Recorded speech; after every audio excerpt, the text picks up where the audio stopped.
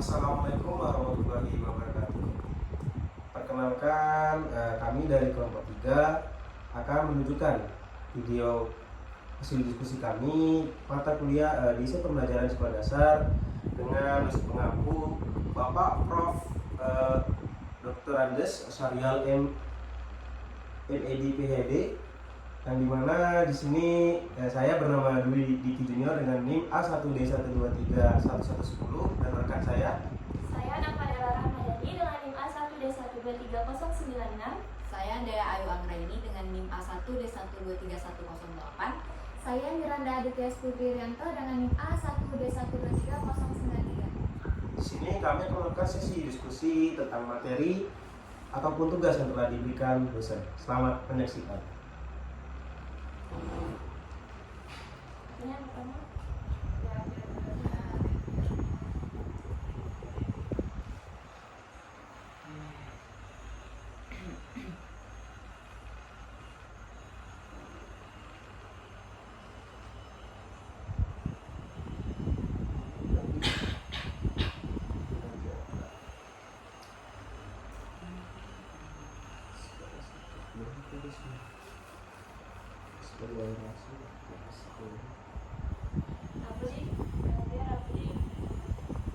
Kalau menurut catatan sih developer tuh kayak istilahnya sebuah pengetahuan yang berasal dari diri dia sendiri. Dia tuh istilahnya kayak mana ya? Dia tuh kayak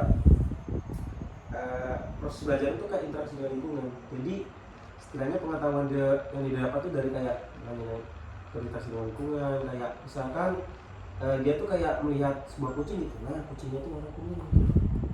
Kalau menurut aku sih kayak gitu. Kalian ada pendapat kamu? Kurang enggak ya?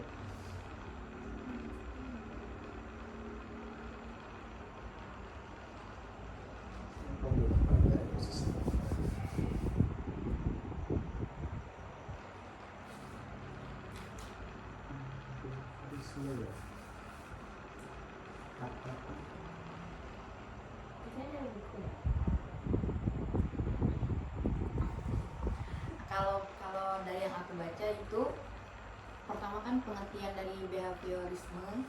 Behavior kan dalam bahasa Inggris kan perilaku.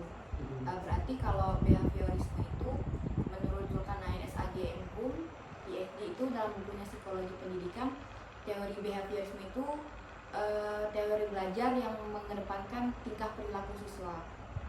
Nah, ini disebut juga sebagai SR psikologis, yaitu tingkah laku manusia yang dikendalikan oleh ganjaran atau reward atau penguatan.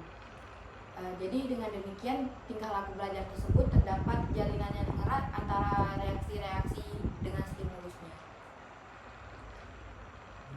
Kalau menurut Dela, pengertian behaviorisme apa? Kalau menurut Dewa, teori belajar behaviorisme ini adalah teori belajar yang mengedepankan perubahan perilaku peserta didik sebagai hasil proses pembelajaran. Terjadinya perubahan tingkah laku yang diakibatkan oleh adanya interaksi antara stimulus dan juga respon.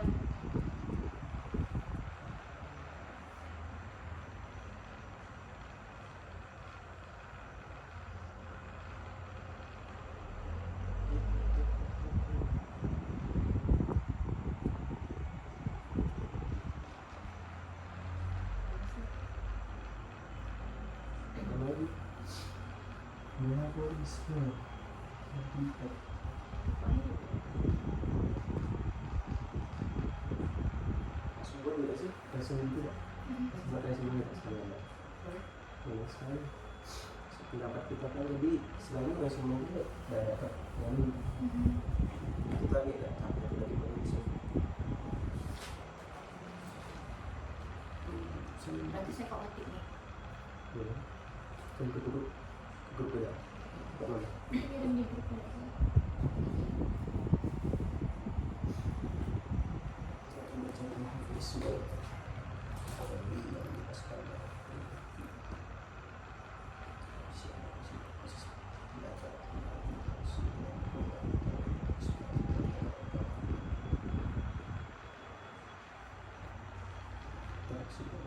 kalian ada ketemu tokoh teori behaviorisme nggak? Kalau di sini tokoh teori behaviorisme itu setidaknya ada 6 tokoh yang berkarya mengenai teori behaviorisme ini. Yang pertama itu Ivan Petrovich Pavlov di tahun 1849 sampai 1936. Nah, dia ini merupakan ahli psikologi dari Rusia yang mengemukakan bahwa individu dapat dikendalikan dengan cara stimulus alami yang tepat untuk mendapatkan respon yang diinginkan. Yang kedua ada Edward Thorndike.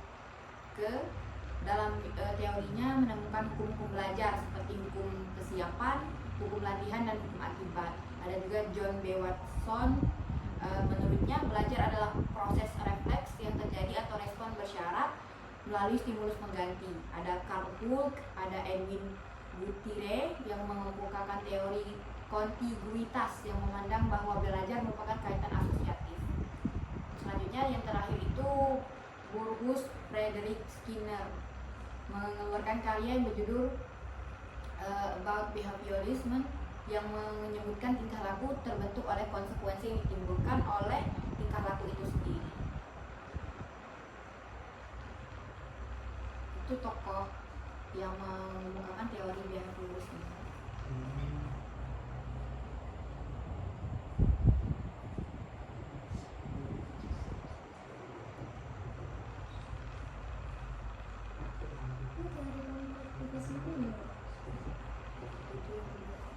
Ini perannya juga ada peran peserta didik sama peran guru. Dalam teori Terus ini implementasi dalam pembelajaran gimana sih? Aplikasi ya? implementasi. Implementasi. Implementasinya dari implementasi bapak ini. Implementasi seperti itu kan?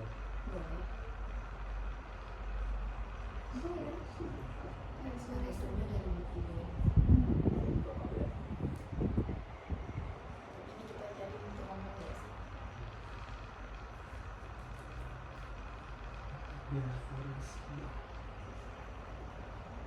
Bagi para penulis seperti sekali tadi aku bilang pengetahuan yang tidak diaplikasikan secara tidak aktif dalam perilaku dapat dijelaskan sebagai kapasitas perilaku. Misalnya, saya mengenali kucing siam saat saya diambil dapat dianggap setara dengan memiliki kemampuan untuk mengidentifikasi kucing siam meskipun saat ini saya tidak melakukannya. Skinner 1976. Jika pengetahuan dilihat sebagai reporter atau perilaku, seseorang dapat dikatakan memahami sesuatu jika mereka memiliki referensi atau perilaku yang sesuai. Tidak diperlukan referensi ke proses kognitif yang tidak dapat dimengerti. Tidak dapat dimengerti.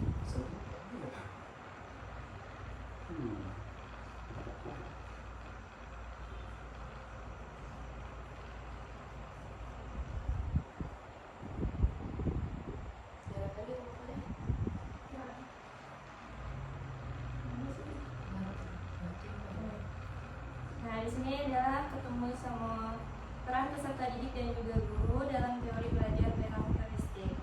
Nah, yang pertama tuh peran peserta didik. Peserta didik menyampaikan permasalahan dan pokok pikiran serta mengajukan pertanyaan.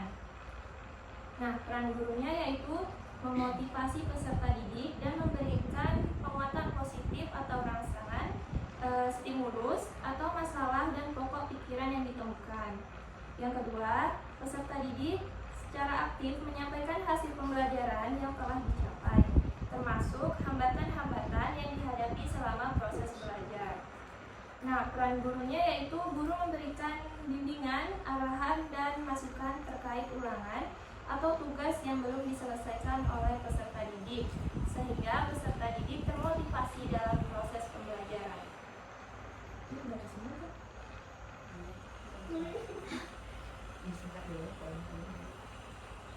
Nah, yang ketiga yaitu peran siswanya bertanggung jawab atas ulangan atau hasil penilaian akhir. Peran gurunya yaitu guru menyiapkan mental dan pembentukan karakter peserta didik. Yang keempat, peran peserta didik memberikan jawaban yang tepat. Nah, peran Peran gurunya yaitu memberikan umpan balik berupa penghargaan. Yang kelima, peserta didik saling mengemukakan pendapat. Peran guru memberikan motivasi secara kooperatif. Yang keenam, peserta didik harus menyelesaikan setiap tugas yang diberikan oleh guru. Peran gurunya yaitu guru memberikan bimbingan, ujian, hadiah, dan bahkan sanksi hukuman kepada peserta didik yang telah atau belum menyelesaikan tugas mereka. Yang ketujuh, peran siswa yaitu harus aktif dalam proses pembelajaran. Peran guru yaitu mengevaluasi dan memberikan perhatian, ujian, serta hukuman agar peserta didik tetap aktif dalam proses pembelajaran. Yang terakhir yaitu peserta didik diperbolehkan mencari informasi tambahan melalui buku bacaan atau media lainnya. Peran guru yaitu memberi motivasi dan memberikan perhatian kepada peserta didik. Nah, itu tadi peranan siswa dan juga guru dalam teori behavioristik.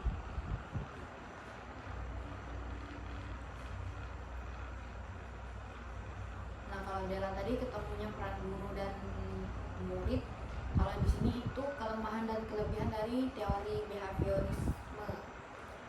Tentunya ada kelebihan dan kelemahan. Yang pertama itu kelebihan teori behaviorisme. Nah, teori ini cocok diterapkan untuk melatih anak-anak yang masih membutuhkan dominasi dari peran orang tua dewasa lantaran suka mengulangi dan harus dibiasakan, suka meniru dan senang dengan bentuk penghargaan langsung seperti pujian. Dan yang kelebihan selanjutnya, guru dapat terbiasa untuk bersikap jeli dan peka pada suatu situasi dan kondisi dalam belajar. Namun di samping kelebihannya, teori ini juga memiliki beberapa kelemahan. Pertama itu pembelajaran siswa berpusat pada guru, artinya hanya monoton kepada guru, bersifat mekanistik dan hanya berorientasi pada hasil yang diamati dan diukur. Selanjutnya, murid hanya mendengarkan dengan tertib penjelasan guru dan menghasilkan apa yang didengar dengan cara yang belum efektif. Selanjutnya, penggunaan hukuman sebagai salah satu cara mendisiplinkan siswa baik pun verbal maupun fisik justru berakibat buruk pada siswa. Itu kelemahan dari teori behaviorisme yang mengedepankan perilaku.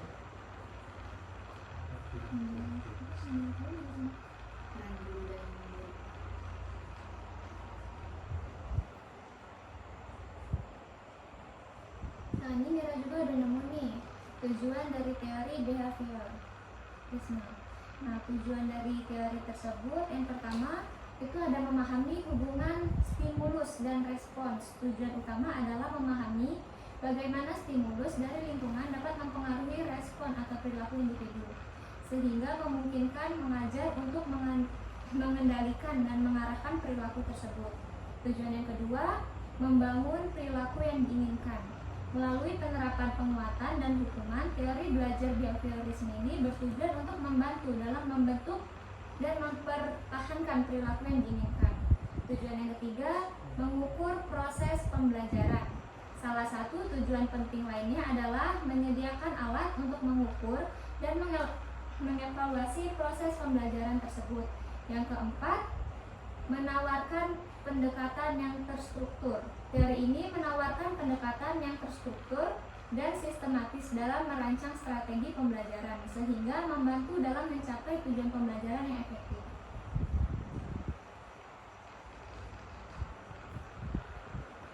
Jadi secara langsung itu behavior itu teori belajar yang mengkaitkan dengan perilaku gitu, fokusnya perilaku. Makanya salah satu kelemahannya tadi terjadinya hukuman verbal kepada siswa karena lebih mengedepankan perilaku siswa. Belajar fokusnya pada perilaku.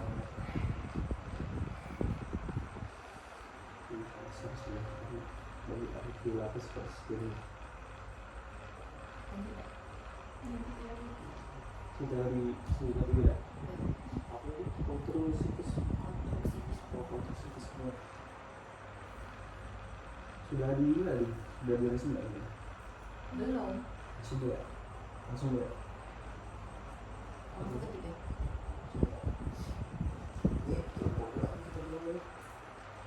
Iya. Aku jadi pengertian dulu. Apa sejarah sih? Aku kita copy paste terus kirim ke grup. Iya. Kalau kita lama enggak sih?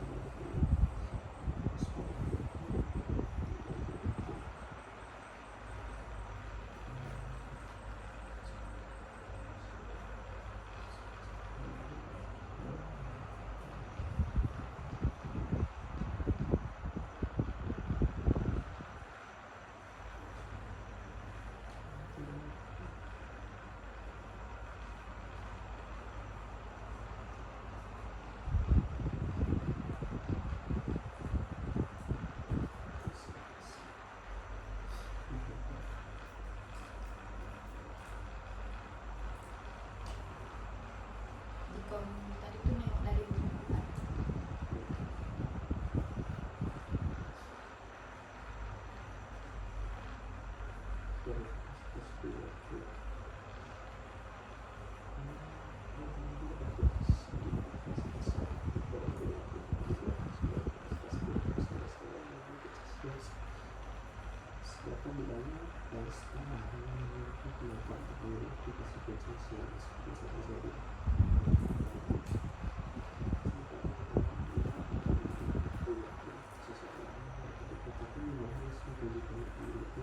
Behaviorisme.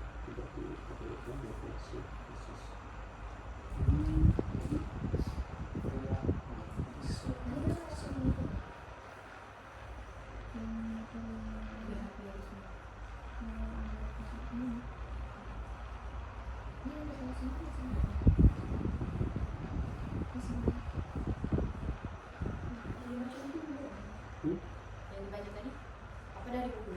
Dari buku dulu. Serang tapi tahun sudah apa? Tambahin beda, tapi dari buku juga ambil. Kan dari referensi lain. Tapi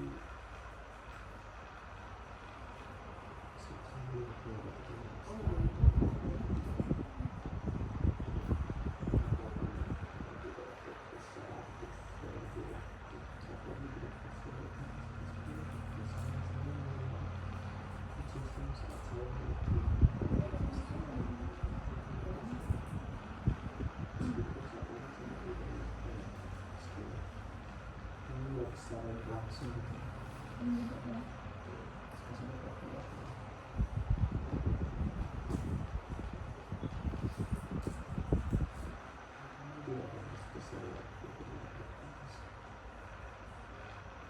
secara langsung.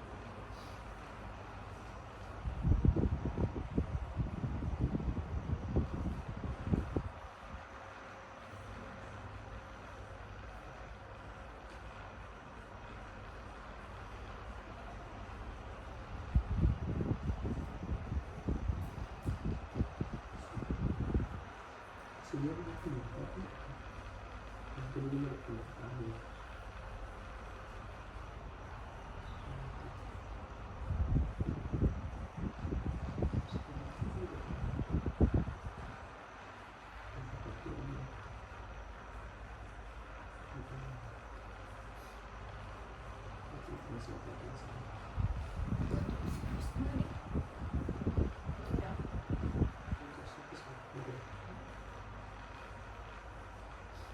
Sih, kalau dari yang pertama sih, kalau konstruktivisme itu adalah teori yang menjelaskan kalau pengetahuan tuh dan pemahaman individu itu adalah hasil proses konstruksi atau istilahnya kayak pengalaman dia lah, kayak membangun gitu, membangun pemahaman sendiri yang dilakukan oleh individu sendiri. Jadi teori ini berfokus pada proses mental yang tidak dapat diamati secara langsung. Jadi istilahnya kita tuh tidak bisa nengok orang tuh pemahamannya itu sampai mana, karena dia sendiri yang bangun. Jadi kita nggak bisa menguji dia gitu.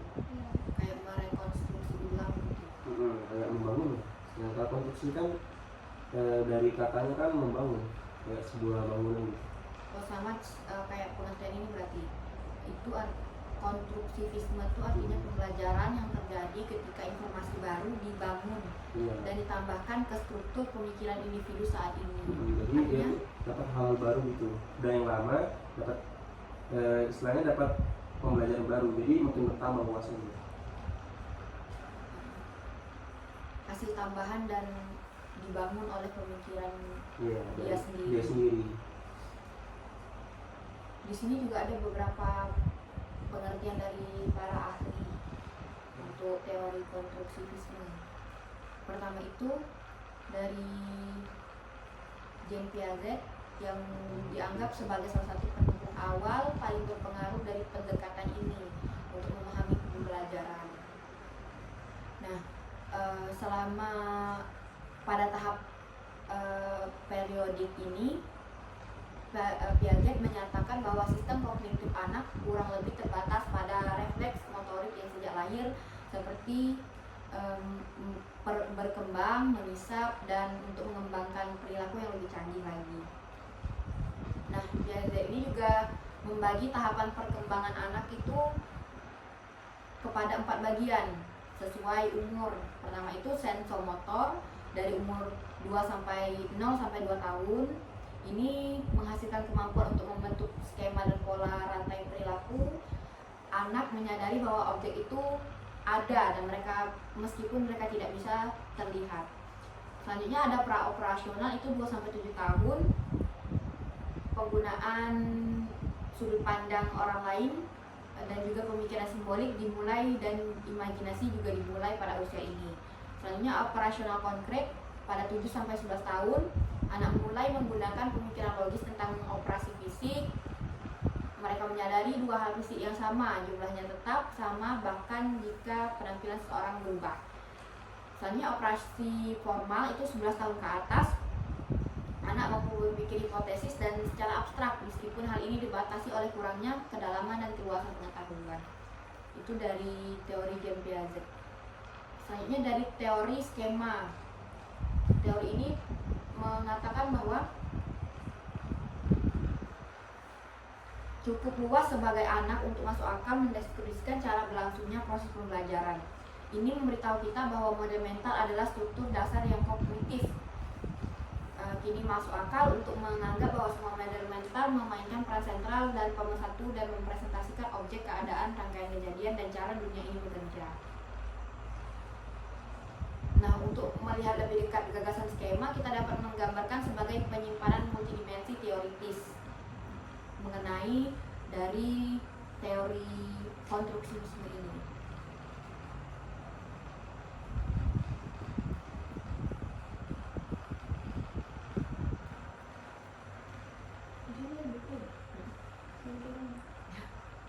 Jadi aku translate. Ini translate nih.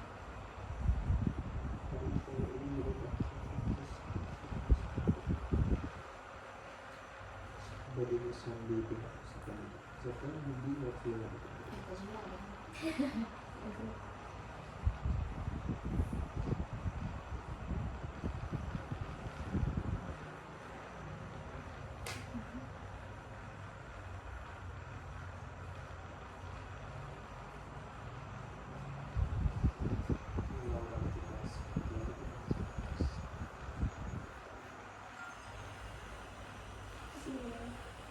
jadi ini semua translate. Itu semua.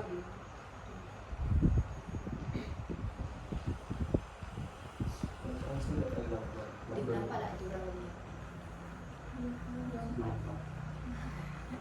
Garis 4.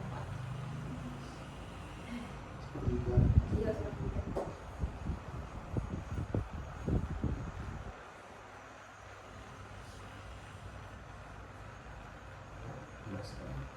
Sama implikasi. Implikasi yang bapak tunjukkan. Implikasi yang bapak tunjukkan kan ada sama-sama implikasi. Dua berarti ya? Ini loh, implikasi itu gimana? Apa sama implikasi itu sama ya? Aku tidak pernah ya. Iya. Cari dia. Tapi yang kata bapak tuh bilang yang dari petunjuk kelas tuh ada kok implikasi implikasinya. Gimana? Bapak tuh jelasin kalau implikasi itu gimana gitu. Nah, implikasi adalah uraian ilmiah, manfaat atau ilmu yang didapat dari dalam materi kelas untuk mengembangkan diri sehingga menjadi guru profesional super cerdas, super profesional dan super menyenangkan untuk membebaskan anak-anak Indonesia dari ketertinggalan berpikir kritis. Jadi kayak yang kita dapat sih dari kelas bapak tuh Terus kita hubungkan dengan apa tadi? dengan teori belajar tadi yang itu Iya. di teori kontekstualisme sosial. Kau buka filenya tadi? Dan Yang petunjuk tak satu itu. ini ada di Kirim di kelas 1 dan kelas 2. Malas buka LMS. Belajar deh untuk membuka aplikasi kampus ini.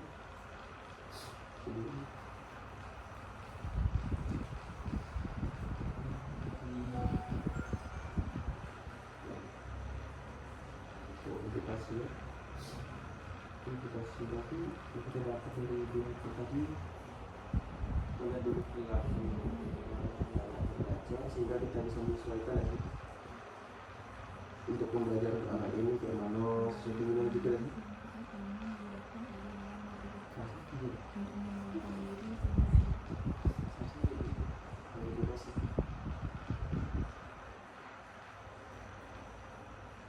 Intinya siswa satu-satu kayaknya. Nah, iya dah sih pertama itu cuma ringkasan. Implikasi baru lingkup ya taruh di bawahnya, di bawah ke implikasi tadi. Berarti 3 sambil implikasi link. Tapi dalam satu file. Dan itu kan kamu buat dulu nama kelompok itu di atas dulu, baru isinya, baru nama tadi link tadi. Ada salah apa? Tapi implikasi itu kayak mana ya? Nah, kalau dikasih bapak dijelasin tadi itu lah manfaat kita dapat. Jadi manfaat kita dapat dari baca pas tadi itu apa gitu untuk memajukan anak-anak Indonesia yang dia berpikir kritis gitu. Apa hasil dari diskusi ini? Iya. Tapi dalam bentuk misal manfaat gitu ya. Manfaat ilmu yang didapat dalam materi. Materialitas untuk menggunakan diri sehingga hidup pada semuanya support. Sudah itu karena berpikir kritis. Berpikir kritis ya. Kalau menurut aku sih, kalau menurut teori belajar tadi yang support lagi kok kita paham dulu perilakuan tadi. Maunya aku kalau sudah ketemu baru ya kita cari metode atau pembelajaran yang tepat. Kalau memang anakku suka membaca, suka mencari masalah ya kita kasih masalahnya. Jadi istilahnya anak-anak itu juga ketinggalan zaman juga kan. Kayak baca-baca buku baik itu bisa kita bawa keluar langsung karena betul kayak yang kita bahas itu ada tuh namanya kontekstualisme sosial. Jadi istilahnya tuh ada anak-anak AG itu berkolaborasi kayak buat grup gitu. Jadi dalam grup itu kita bisa cari bikin kayak sebuah masalah ya kayak orang tuh mencari. Jadi anak-anak tuh anak tadi bisa berpikir kritis. Jadi bisa menggabungkan pemikiran yang satu dengan yang lainnya gitu. Jadi berkolaborasi. Tidak satu pemikiran lagi. Kayak kontrasikusnya kan dia anak-anak kan dalam model pembelajaran tuh dia tuh mendapatkan hal baru. Tapi dia tuh harus menerima hal baru itu. Jadi istilahnya bukan mengubah. Istilahnya dia tuh harus tahu kalau itu memang bagus diambil ya. Jadi bisa membawa pandangannya mesti kuku kayak istilahnya hal yang salah yang dia anggap benar tuh tak selamanya benar gitu. Jadi mungkin dalam pendapat dia ada pendapat orang lain. Jadi dia harus bisa menerima pendapat Nah, orang lain. iya.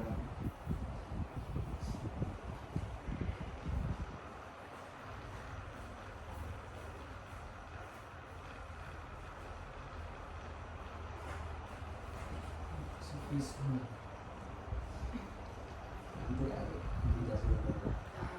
Lah, kebayang masih kayak mana cara belajarnya. So dia virus itu lah. Kalau dulu pindah warnanya dulu ya. Kalau selain kontekstualisme ya tadi pertama caranya agar anak tuh memiliki perilaku yang dimana dia tuh mau menerima pendapat orang lain gitu. Sudah itu metode kita pakai itu di kompetisi sosial di kolaborasi itu kelompok. Terus contohnya tadi kan behaviorisme itu kan perilaku. Nah, terus dari implikasinya itu kan bagaimana cara kita menghubungkan gitu ya. Gimana teori ini tuh bisa sesuai yang inklusi Bapak itu membebaskan anak Indonesia itu dari ketertinggalan berpikir kritis dengan metode teori behaviorisme tadi. Yang mungkin salah satunya tuh dengan penggunaan hukuman. Cuman penggunaan hukuman itu efektifkah untuk di semua pembelajaran atau di semua jenjang pendidikan? Seperti kan kalau anak-anak diberikan hukuman seperti itu pasti mereka akan mengingat gitu sampai besar. Tapi pas anak-anak yang udah SMP SMA diberikan hukuman sesuai dengan behaviorisme tadi, mereka sudah bukan yang berpikir seperti anak-anak lagi, mereka sudah bisa berpikir sendiri gitu. Jadi implikasinya tuh seperti itu tadi, bisa menggabungkan teori tersebut dengan metode tadi kita memberikan hukuman juga metode dia gitu.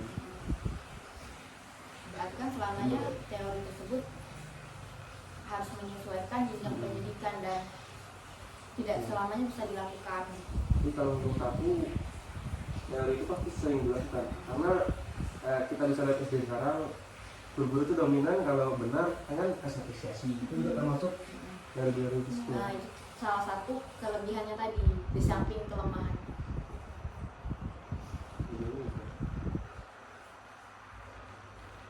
Implikasinya gitu ya. Setelah konstruksi sosial.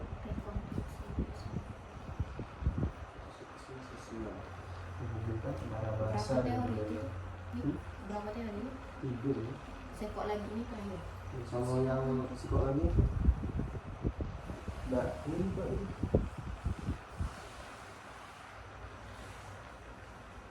Ini yang selalu dapat translate yang psikok lagi yang kamu bilang tadi itu yang pengetahuan baru aku tadi coba Pak jadi itu deskripsi Neuroscience-nya.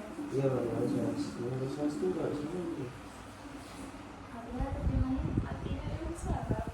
Iya, ilmu saraf dalam pembaruan teori ya, aku gitu. Terus dia punya prinsip ya, sampai ke rangkumannya. Konstruktivisme sosial itu. Iya, ilmu saraf pengaruh baru pada teori pembelajaran. Aku baca dia. Perkembangan cukup baru dalam upaya kita untuk memahami proses pembelajaran menyangkut wawasan yang datang dari ilmu saraf, yaitu studi terperinci pada tingkat fisik dan biologis tentang cara kerja otak. Keadaan seperti itu mulai menunjukkan berbagai area yang menguntungkan untuk dieksplorasi, dan inilah yang paling banyak diklaim oleh pembagian sebagian besar penelitian di bidang tersebut.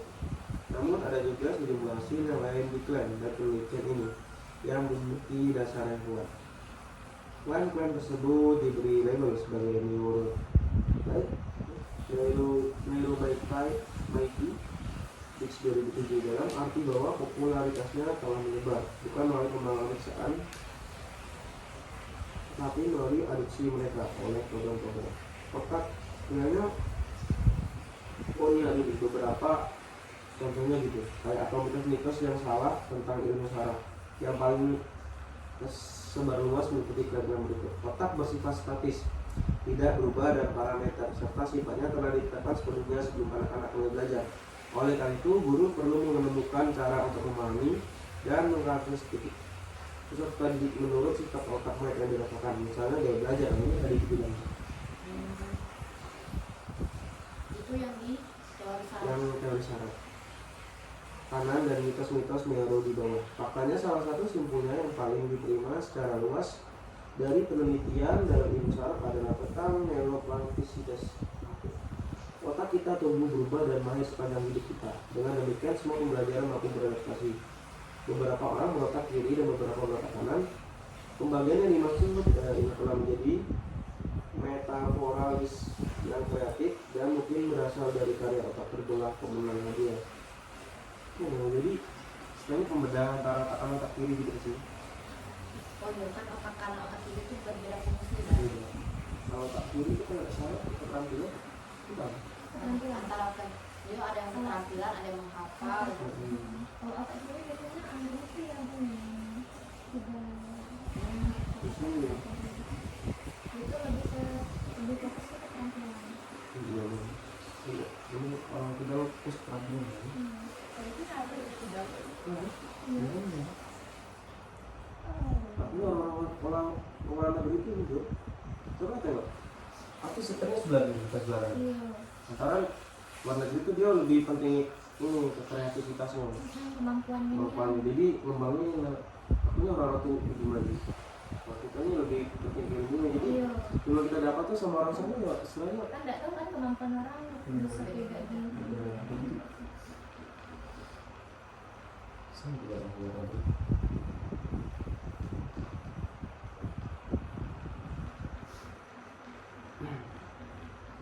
Konflik sosial ini gitu masih Mau dibahas tak? Aku mungkin aku kayak setelah sosial. Kalau konstruktivisme sosial tuh hampir sama kayak konstruktivisme yang tadi dibahas, cuman di sini tuh disebutkan masih di Jean Piaget yang memberikan pendapat itu konstruktivisme sosial itu memberikan prioritas tinggi pada bahasa dalam proses pengembangan intelektual, seperti dialog itu menjadi wahana dengan dengannya ide ini dipertimbangkan, dibagikan, lalu dikembangkan. Nah, dialog seringkali dilakukan dengan orang lain yang lebih berpengetahuan, tetapi ini tidak selalu terjadi. Dialog dengan teman sebaya dapat memiliki nilai yang sama. Pengetahuan sebelumnya tentu saja memiliki peran untuk dimainkan. Pengetahuan sebelumnya dan saat ini dari seorang individual lah yang menjadi dasar dalam setiap kontribusi terhadap dialog. Nah, tadi kan dialog dengan orang lain, namun tidak yang memiliki pengetahuan yang sama. Nah, peran orang lain yang lebih berpengetahuan dalam situasi pembelajaran formal biasanya diambil alihkan oleh guru. Nah, guru di sini berarti memiliki peran untuk merangsang dialog dan mempertahankan momentumnya. Dengan cara yang sangat nyata, guru melibatkan kelompok dan individu dalam dialog yang mendukung pengembangan pemahaman. Pelaksanaan peran ini dengan cara yang terencana memiliki nama khusus yang dikenal sebagai perancah. Berarti sosial, kalau sosial kan berarti melibatkan orang lain, ada peran timbal balik antara orang lain. Makanya dalam teori konstruktivisme sosial ini lebih mengedepankan bahasa, karena bahasa sebagai alat untuk berkomunikasi, berdialog dengan orang lain. Nah, konstruktivisme pengetahuan yang telah dimiliki sebelumnya tadi dalam teori konstruktivisme itu memiliki peran untuk dimainkan melalui komunikasi dengan orang lain. Komunikasi dengan orang lain yang memungkinkan mendapatkan pengetahuan baru. Contohnya tadi seperti teman sebaya. Mungkin teman sebaya memiliki pengetahuan yang sama dengan kita, namun sebagai guru yang lebih memiliki pengetahuan lebih daripada muridnya, guru memiliki peran penting untuk merangsang dialog tersebut dan mempertahankan momentumnya untuk mencapai dan mendapatkan pengetahuan-pengetahuan baru dalam pembelajaran seperti itu. Kalau yang didapat dari teori konstruktivisme itu di sini seperti itu.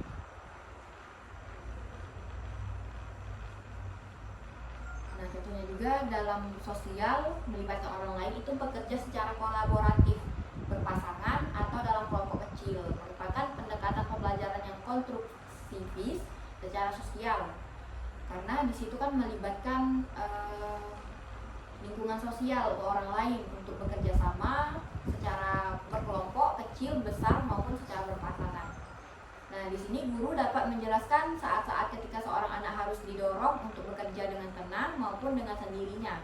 Sebagai pendekatan utama dalam mengajar dan belajar, ini sama sekali akan mengabaikan semua yang kita ketahui tentang pembelajaran yang dibangun secara sosial. Artinya pembelajaran di sini dibangun secara sosial. Kalau tadi dibangun secara individual, kalau konstruktivisme sosial itu secara sosial sesuai namanya. Berarti ini menerapkan teori komunikasi ya. Kalau Vygotsky itu kan ada 4 tuh kan, ada ilmu sosial, terus bahasa, sama ZPD, sama apa gitu, Jadi istilahnya sama scaffolding. ya istilahnya dia sama kayak konstruksi tadi, cuman bedanya dia ini ada interaksi sosial itu namanya. Jadi kalau pemikiran dia sendiri tapi ada juga interaksi sosial. Kalau tadi kan secara individual, ini melibatkan orang lain. Iya, ada interaksi sosial. Makanya dia tuh lebih mengedepankan bahasa sebagai alat komunikasi untuk berdialog. Berdialog, ya. Nah, kan. Dia kayak apa, berbaur sama orang yang ilmunya lebih dari dia, jadi dia bisa dapat apa, pembelajaran baru. Ya, pembelajaran baru, istilahnya gitu. Makanya itu tadi implikasinya kayak kolaborasi tadi, kerjasama. Jadi istilahnya mereka tuh bertukar pemikiran, Iya. jadi bisa mendapatkan yang mereka inginkan gitu. Hasilnya gitu.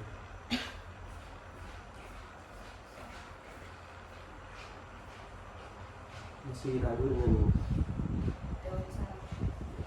teori ini yang dibilang Vygotsky nih tentang jam, Ada apa? tentang sebuah jarum jam. Dengar ya, dengar ya. Ya. Hmm. Vygotsky memberikan contoh untuk menggambarkan hal ini. Ketika kita melihat teks di sebelah kanan, kita melihat sebuah jam. Bayangkan bagaimana seseorang akan memahami aspek ini jika belum pernah melihat jam sebelumnya. Ia akan terdesak untuk menggambarkan kata-kata Ingelski sebagai sesuatu yang berputar dan kembali dengan 2 alat bantu. Jelaskan bahwa di sini Vygotsky sebenarnya meremehkan makna kata-kata, karena untuk menggambarkan 2 garis dalam objek sebagai jarum jam, Anda harus memiliki jarum jam terlebih dahulu. Nah, ini harus memiliki jarum jam terlebih dahulu. Itu dalam penggunaan bahasa apa kayak mana, Dik? Dalam makna tafsiran. Elemen penting yang mengubah objek ini menjadi jam adalah penggunaan budayanya. Poin Vygotsky adalah bahwa bahasa dan skema konseptual yang ditransmisikan melalui bahasa pada dasarnya adalah fenomena sosial. Akibatnya, struktur kognitif manusia pada dasarnya dibangun secara sosial. Kalau tidak hanya dibangun, ia dibangun bersama. Kata-katanya sangat-sangat bagus.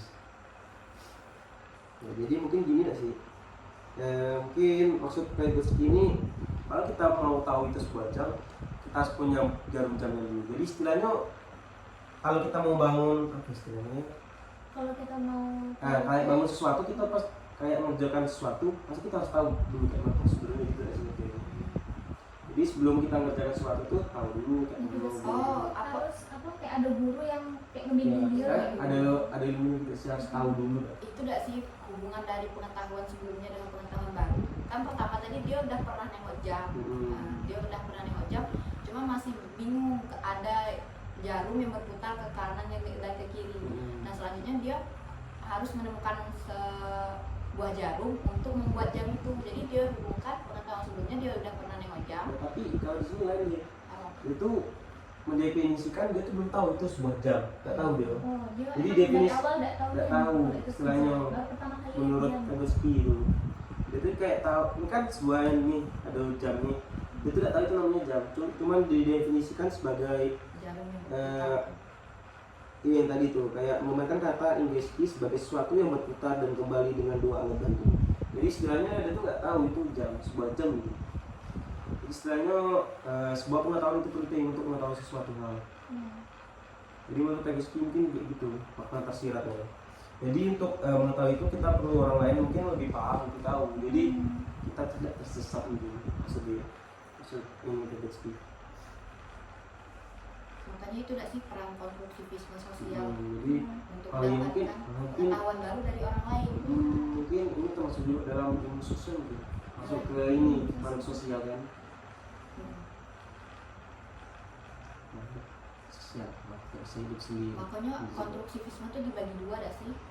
Yang tadi yang pertama individual baik, Itu sosial. konstruktivisme diri sendiri. Kali ini konstruktivisme sosial untuk diri sendiri, tapi ada hubungan sosialnya gitu, interaksi.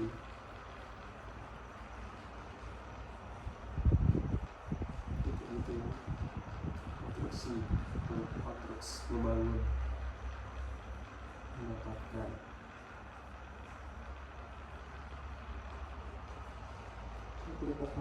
Ini udah ya? Nah, di sini ada juga dicontohkan penggunaan teori konstruktivisme di dalam kelas. Yang pertama itu interaksi sosial, diskusi misal antara pasangan kelompok atau guru murid itu sangat penting untuk mengembangkan pemahaman yang efektif. Lalu pembelajaran yang dilakukan dalam konteks yang bermakna cenderung lebih menarik minat peserta didik daripada jika dilakukan dalam konteks lain yang acak dan jauh. Misalnya saat mengerjakan tentang waktu, rujuk pada titik-titik tertentu dalam hari, sekolah, waktu tidur, atau lamanya pertandingan sepak bola, ini mungkin tampak sepele tetapi membuat perbedaan besar. Lalu dorongan peserta didik untuk meninjau apa yang mereka ketahui tentang topik baru sebelum memulai pengajaran baru. Artinya mereka menghubungkan tadi pengetahuan yang lama, topik lama dengan topik pengajaran baru. Lanjut, dorong peserta didik dengan bimbingan yang tepat untuk menemukan sendiri berbagai hal. Dorong peserta didik untuk berpikir dan mengungkapkan dengan kata-kata atau metode pendekatan yang digunakan untuk dalam mengerjakan tugas. Lalu berikan waktu bagi peserta didik untuk merenungkan apa yang telah mereka pelajari. Dengan baik di akhir pelajaran sangat baik untuk hal ini. Itu pengaplikasian teori konstruktivisme di dalam kelas. Ini juga tuh, saya sudah habis kayak kolaborasi mungkin udah kayak presentasi gitu ya, sama kayak merenungkan apa yang telah mereka pelajari. Istilahnya kalau sekarang apa namanya? Bukan refleksi apa namanya? Lupa namanya.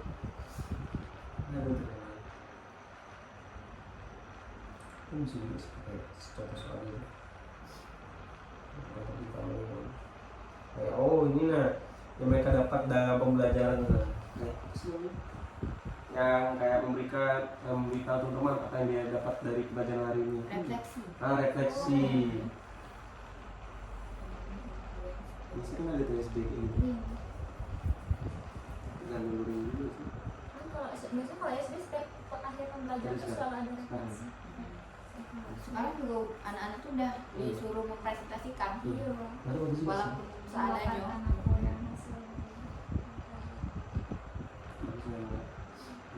Bagaimana aku sudah balik lagi? Iya. Saling indah yang balik. Kalau balik dulu disuruh mempresentasikan pasti tidak tahu ngomong. Bukan tidak tahu, tidak berani. Iya, tidak berani. Tidak emang. Kalau anak sekarang insya Allah menurut aku udah berani. Kalau waktu SD itu kan kayak memang tahu siapa di pelajaran, cuma nggak di depan tuh kayak udah kosong gitu. Apa dari dunia ya? Kalau anak SD yang sekarang, kalau anak-anak SD tuh kawan-kawan yang lain pasti ngejek-ngejek aja kalau sama tahu ya. Jadi buat kita tuh makin takut, Makin berlebih.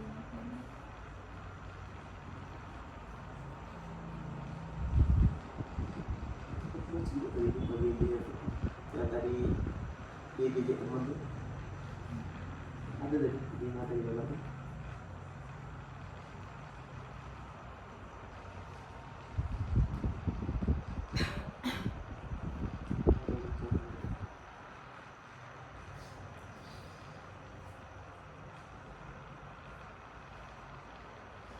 siapa lagi yang sama tuh.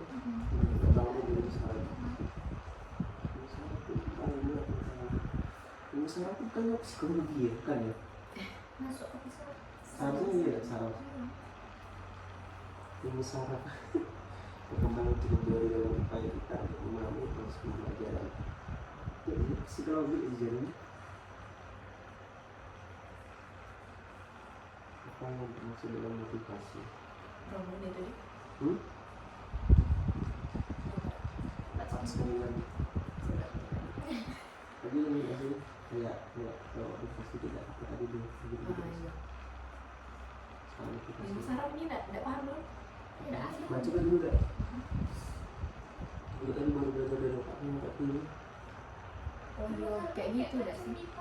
Iya. Ya, faktanya salah satu simpulnya yang paling berima ini tadi kreatif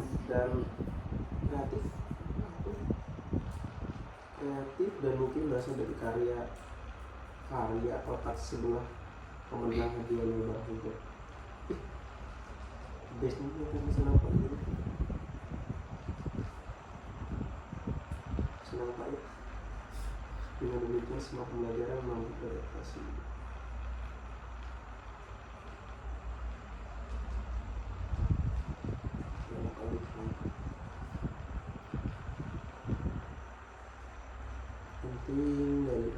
sosialnya untuk mengingatkan seperti hubungan antara neuron yang disebut sumber sama terlalu ini tidak ada di situ.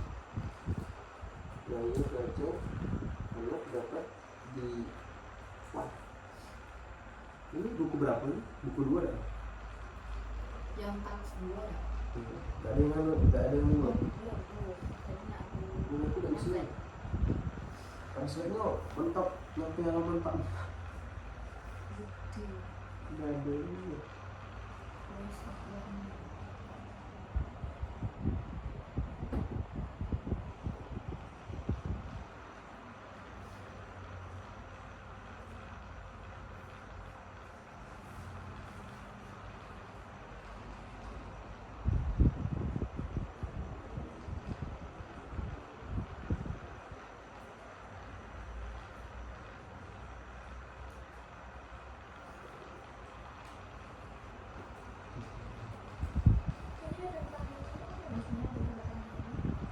sebuah teori baru, teori baru.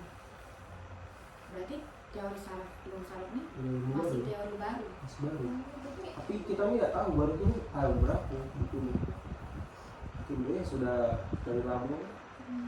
Kalau dari saraf tuh, kalau saraf tuh berhubungan dengan otak gitu. Iya. Sedangkan sekarang sudah ada AI itu sudah ngambil sebagian persen dari otak manusia. Bukan sebagian lagi. AI aja sudah ada. Mungkin ini materi yang cukup lama gitu. Nah, cabang dari ilmu biologi. Sudah kami ini sudah di translate. Enggak Translate-nya tuh buramnya kayak mata minus berapa? Minus 2.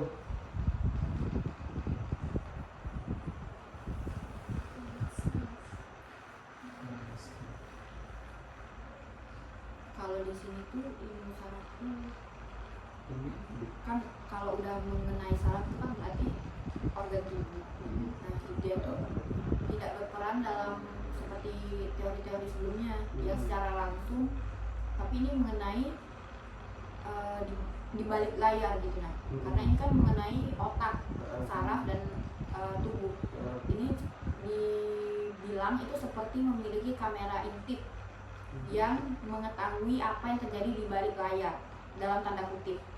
Nah, kita bisa melihat aktivitas otak, koneksi antar sel saraf, dan bagaimana bahan kimia otak seperti hormon mempengaruhi perilaku. Nah, ini bisa terlihat kalau dalam sebuah pendidikan, dalam pendidikan itu bagaimana kita merancang metode pengajaran yang lebih efektif. Mungkin peran dalam teori ilmu saraf ini adalah bagaimana kita berpikir untuk merancang sebuah pembelajaran, entah itu dari metode pembelajaran yang akan kita rancang, mungkin model-modelnya. Kan perancangan tersebut kita lakukan menggunakan otak gitu, menggunakan ilmu saraf. Jadi ini seperti di balik layar. Oh, istilahnya kayak kita mau merancang sebuah pembelajaran gitu. Tapi kenapa ini disebut ilmu baru? Ini melalui gitu. Cabangnya. Penelitian baru mungkin. Tapi gitu ya. Istilahnya kita kayak merekonstruksi kayak apa ya, kalau mengadai istilahnya kalau dunia perfilman itu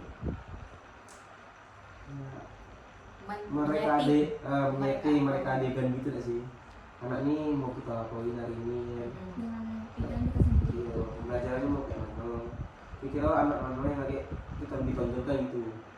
Jadi mungkin kita bisa, dalam itu mungkin kita bisa masuk juga gitu, kayak mana merubah perilaku anak, mungkin yang anak pemalu kita coba latihan mau tahu jadi pemberani untuk penampil jadi cabang otak itu ya. Kok ibu baru ya? Iya kan seharusnya. Iya, kalau dari penjelasan itu tadi kan merancang, merekonstruksi kayak mereka adegan, menyusun gitu. Istilahnya kalau sekarang tuh kayak apa namanya itu ya? Model pula apa namanya? Apa namanya itu? Model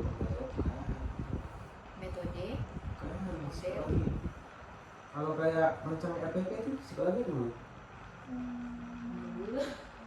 Ini modul ajar sih, modul ajar gitu sih seharusnya. Seharusnya gitu sih kalau hasil gitu. kan itu hasil berpikir. Iya, mungkin kayak gitu sih gitu, model ajar gitu ya modelnya. Ini juga dibilang sih, ilmu saraf tuh alat yang sangat kuat untuk dapat membantu kita memahami manusia dengan lebih baik, melihat ke dalam otak, dan kita bisa mendapatkan wawasan dari perilaku tersebut. Nah, kita kan hanya bisa mengamati perilaku orang dari luar, misalnya kita hanya bisa melihat orang itu marah, tapi kita tidak tahu apa yang menyebabkan mereka marah. Makanya ini fungsi dari tujuan dari teori ilmu saraf, mengetahui apa yang ada di balik layar. Jadi istilahnya kalau orang zaman dulu kan dia kan eksperimennya dia pakai manusia asli, cuman nengok dari semuanya juga kayak pantau perilakunya dari tahun-tahun ada tuh mendengar seorang ilmuwan melakukan penelitian dengan anak sendiri, dimulai dari umur dia kecil sampai dia dewasa itu semua di data di semua perkembangannya ya. Ini kalau ini kan karena udah zaman modern kan mungkin lebih masuk ke dalam sel kayak ilmu biologi gitu nih kan. Makanya teori baru udah sih. Mungkin gitu ya, mungkin zamannya mungkin pas era 2.0 revolusi. Aku sudah ilmu baru, iya benar sih. Karena yang ilmu terdahulu tuh dia nggak sedetail itu, cuma sebagian besar mungkin dari perilaku aja. Kalau dari ini kan mungkin bisa dibilang mungkin hormon apa kok tiba-tiba anaknya jadi marah, mungkin apa gitu ya sih. Karena kan setiap teori itu kan selalu berkembang sesuai dengan perkembangan zaman. Makanya mungkin ini masuk ke teori baru. Setelah ditemukan teori-teori itu mungkin selanjutnya gebrakan baru lah di ilmu teori pendidikan, teori pembelajaran ya. Kok tidak bisa juga berdua di praktek? Benar juga sih, maksudnya tadi aku nengok pengertian pembelajaran tuh istilahnya kayak dia tuh mendapatkan pemorelan hal-hal baru, istilahnya kayak kita memesan sebuah makanan tuh. Nah kalau kita ngasih banyak garam kan otomatis asin. Nah itu termasuk dalam proses pembelajaran ilmu baru gitu. Itu juga bisa disebut sebagai belajar gitu. Belajar tuh bukan hanya kayak sekedar kita membaca, kayak baca buku gini. Pembelajaran juga bisa dalam sehari-hari. Contohnya aja kayak ini, seorang bapak yang bermain dengan anaknya. Kan otomatis game kan ada tersendiri tuh, musuhnya tersendiri.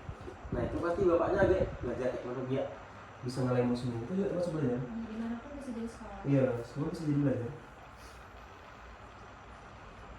Karena dia bilang tuh apa yang kita lihat tuh biasanya yang jadi ilmu terbaik kan? Bukan yang kita pelajari, yang kita lihat. Ini belajar bisa di mana saja, kapan saja, dan dengan siapa saja. Bahkan dengan hewan sekali kita bisa jadi, bahkan hewan bisa jadi guru kita tuh, bisa jadi guru kita. Pernah dengar kayak sebuah cerita apa gitu.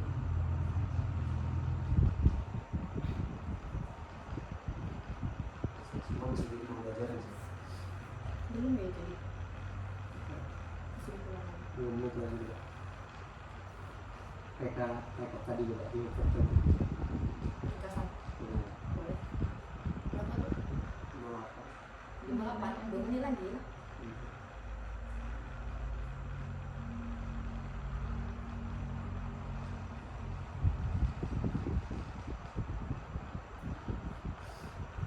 Tadi behavior itu ilmu teori yang lebih memfokuskan pada perilaku gitu ya sih. Perilaku peserta didik.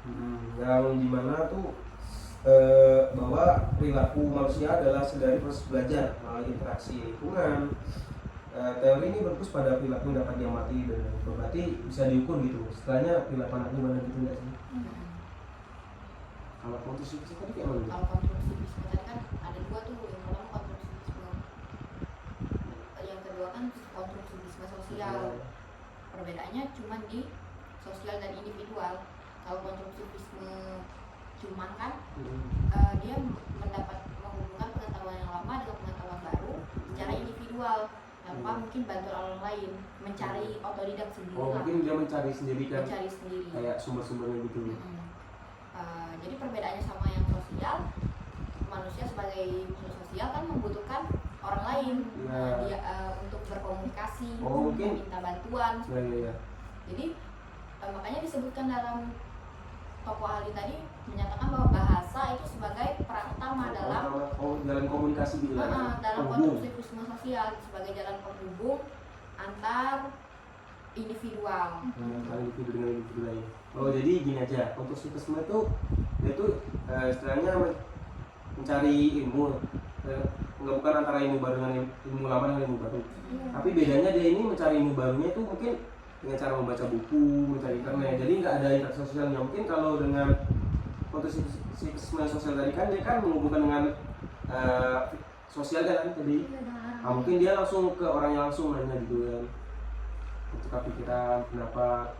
Makanya mungkin dalam implementasinya di kelas tuh dibuat belajar berkelompok gitu kan, berpasang-pasangan. Bisa saling Kan sering tuh dalam di SD tuh kita disuruh baca dua-dua ke depan, Ya, dialog si A, si B, Benar. kita jadi si A, satu lagi jadi si B. Itu kan salah satu pengimplementasiannya mungkin. Ya benar juga, tapi nah benar juga dalam kolaborasi tadi mungkin kerja kelompok tadi kita bisa juga nih mungkin dengan mudah dapat melihat perilaku anak-anak itu. Jadi siapa yang lebih aktif, kurang aktif. Jadi kita bisa istilahnya mengembangkan lagi pembelajaran yang bisa kita. bukan lebih aktif sih, dia lebih ke kurang paham. Ada Iya. siswa yang udah paham, ada yang belum. Jadi kan kita bisa lihat Bisa kita nih, data lagi ya. Jadi Dikolaborasikan. ya untuk pembelajaran ke depan mungkin bisa kita lebih tingkatkan lagi kemana gitu sesuai anak-anak itu. Yang terakhir tadi ilmu ilmu saraf. saraf. Ilmu saraf tadi ya. Kalau ilmu saraf tadi kayak merancang sebuah modul ajar gitu nggak sih? Kayak Iya. Peran saraf, peran otak dalam berpikir nggak sih? Merancang pembelajaran Merancang secara pembelajaran. merancang pembelajaran. Berarti ini lebih ke guru. Iya, Ya. namanya ya inisiatif gitu. guru sendiri. Kalau tadi kan behaviorisme itu, konstruktivisme itu cara guru untuk merancang pembelajaran, menguasai kelas lah gitu. Kalau ini cara guru untuk, Merancang sebuah pembelajaran di kelas gitu. berarti yang tiga tadi untuk siswa ada sih, Iya, untuk lebih ke siswa, lebih pusat ke siswa dan bagaimana. Tapi nggak siswa juga sih, bisa juga kita. Bisa juga. Iya, sebenarnya sosial. ilmu sosial bukan sosial aja, masalah perilaku, pembelajaran itu semua ada di manusia. Karena manusia ini makhluknya tidak pernah puas dan dia akan mencari sebuah pembelajaran. Kan pernah ada pepatah tuh, belajar sampai negeri Cina. Nah, mungkin ini cocok nih pematerinya. Berarti 4 teori. Iya, ini benar sih. Teori baru Behaviorisme, konstruktivisme sosial sosial, sama ilmu saraf. ilmu saraf.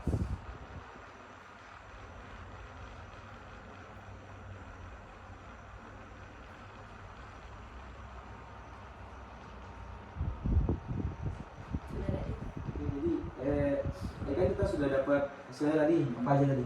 Di HP kan tadi ilmu yang fokus kepada perilaku. Kalau yang konstruktivisme tadi kan lebih kepada teknik belajar individual. Dan kalau yang tadi konstruktivisme sosial kan dia belajar individual, tapi ada interaksi sosial nih dengan satu dengan teman yang lain. Jadi bisa pakai kerja kelompok gitu. Kalau yang tadi ilmu saraf tadi kan kayak lebih fokus ke guru gak sih? Merancang sebuah pembelajaran gitu gak sih? Menguasai kelas, kemana ke depannya gitu gak sih? Ya, itu dia kayak menerawang gitu. Iya, kayak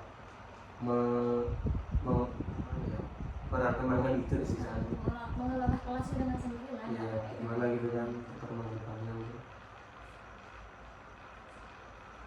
Cukup. Udah cukup. Itu udah sih. Oke. Baik, sebelumnya demikianlah kerja kelompok kami. Kurang dan lebihnya kami mohon maaf. Kami akhiri. Wassalamualaikum warahmatullahi wabarakatuh. Sudah. Kayak orang bener ya. Kayak orang paling bener ya. Berusaha ya. Tapi aku malah seneng gak lo adu debat gini. Malah lebih mudah mau tahu. Iya.